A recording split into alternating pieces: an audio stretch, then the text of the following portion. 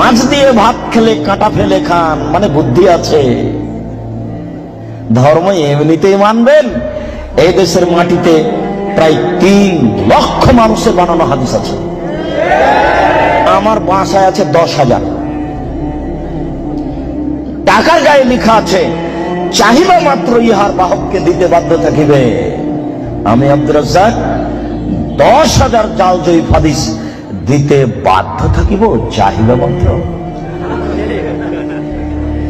লক্ষ লক্ষ মিথ্যে তাফসীর আছে। তার সূচনা স্বরূপ একটা বই আপনার হাতে দিয়েছি, বইটার নাম হলো তাফসীর কি মিথ্যা হতে পারে। ওই বইয়ে যা তাফসীর আছে সবই মিথ্যাই, একটা তাফসীরও সত্য নেই। এখানে তো আপনি কোরআন মাজিদ উপস্থিত করেননি, নাহলে আপনাকে দেখাতাম। কোরআন মাজিদের শেষের দিকে, একটা পৃষ্ঠার শেষের দিকে ছোট্ট 4 লাইনের একটা দোয়া দিয়ে দেওয়া আছে,